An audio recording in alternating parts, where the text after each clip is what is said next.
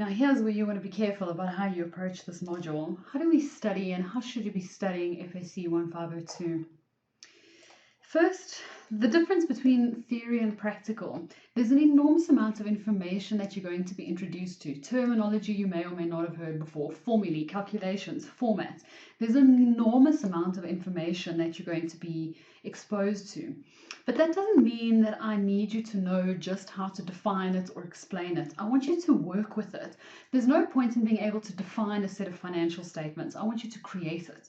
And you can't create a set of financial statements just by knowing the definition. So we have to be very careful about this. It's like saying you can run a marathon by reading a book by a previous athlete. You can read 100 books by athletes who've run the Comrades Marathon. It doesn't mean that you can run the Comrades Marathon. You actually have to go and do it. There's a lot of help in terms of the theory of how to run and how to save and how to make sure that you've worked up for this, and you can't actually do it unless you've practiced it.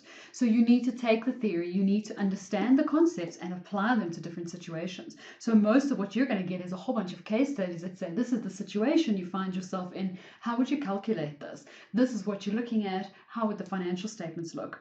So very important that you realize that FAC1502, it's practical. You need to get down, do the examples, do the questions, and make sure that you're comfortable with actually doing it. Not just being able to talk about it and not just saying, I've learned the theory, I've summarized it and highlighted it. You actually have to do it. Let's take a look at the topics and where they fit in. What topics are we going to cover? The basic principles and spheres of accounting, your first chapter, the nature of accounting theory, principles, accounting policy, practice and procedures. Looks very daunting. It looks a little painful. It's a lot easier than it seems. We just want to start introducing you to some basic concepts. So these are some underlying concepts behind everything else. So it's some new terminology. So don't worry too much about that. Don't panic. You need to go through it properly, but it's a lot less painful than it sounds. Your financial position, financial performance. This is about your financial statements. This is about how we report financial information to someone else.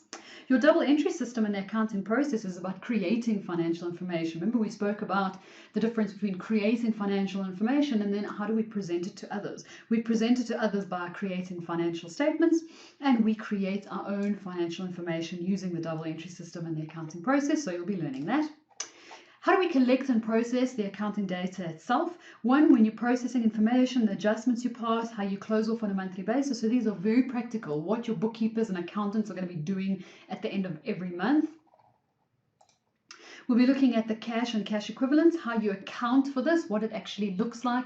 We were talking about getting money in, holding money, giving money out, trade and other receivables, inventory, PPE, other non-current assets. So they're taking each different types of assets and different types of items and different types of transactions and say, this is slightly different, how do we account for that? This is different, how do we account for that? So we're going to be looking at that. Accounting for current and non-current liabilities, the same thing. How do we account for different types of transactions?